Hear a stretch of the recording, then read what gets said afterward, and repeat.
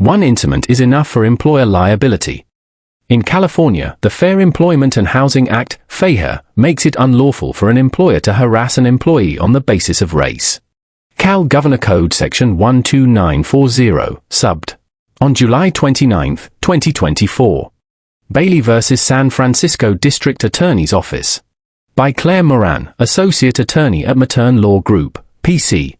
In California, the Fair Employment and Housing Act, FEHA, makes it unlawful for an employer to harass an employee on the basis of race. Cal Governor Code Section 12940, subbed.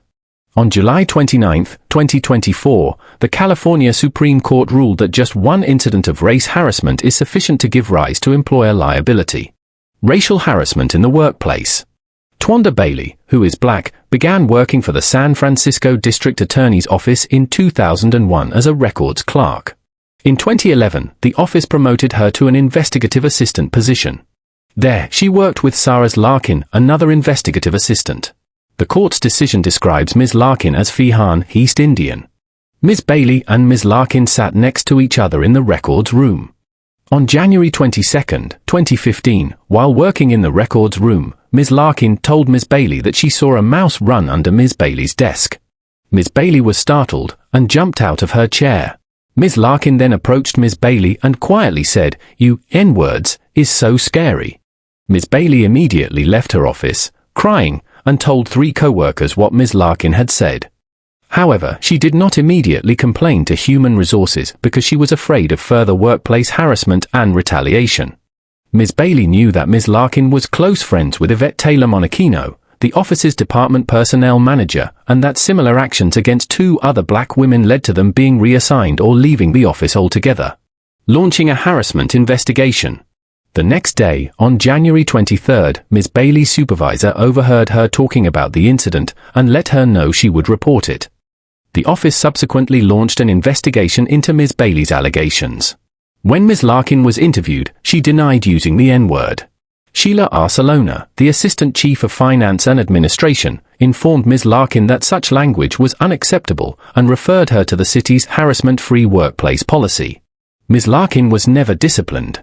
The office also declined to separate Ms. Larkin from Ms. Bailey, as Ms. Taylor Monachino protested that there was no way to do that without creating the appearance that one or the other had done something wrong.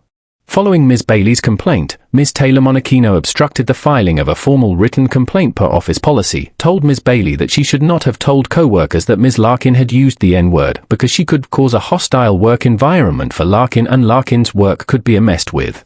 Bailey was so distressed that she took leave from March 27 to April 6. Inaction leads to retaliation.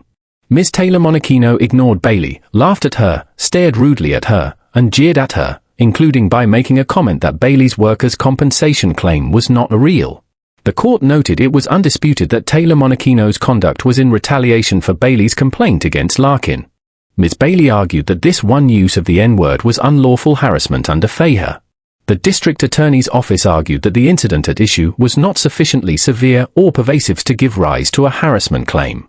The California Supreme Court agreed with Ms. Bailey, explaining harassment claims focus on situations in which the social environment of the workplace becomes intolerable because the harassment, whether verbal, physical, or visual, communicates an offensive message to the harassed employee. Quoting Roby v. McKesson Corporation, 2009, 47 Cal Point for TH 686, 706, the court also emphasized that the objective severity of harassment should be judged from the perspective of a reasonable person in the plaintiff's position.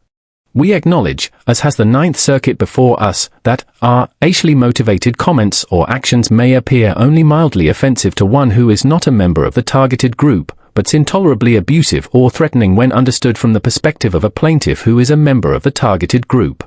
We must therefore consider allegations of a racially hostile workplace from the perspective of a reasonable person belonging to the racial or ethnic group of the plaintiff.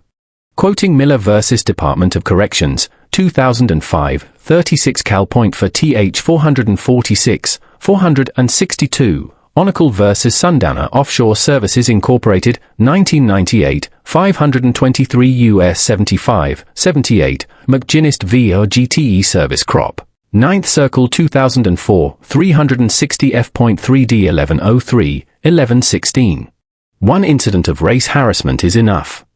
With this framework in mind, the court held, a single racial epithet can be so offensive it gives rise to a triable issue of actionable harassment. The court also noted the particularly hurtful and oppressive nature of the N-word. The N-word carries with it, not just the stab of the present insult, but the stinging barbs of history, which catch and tear at the psyche the way thorns tear at the skin.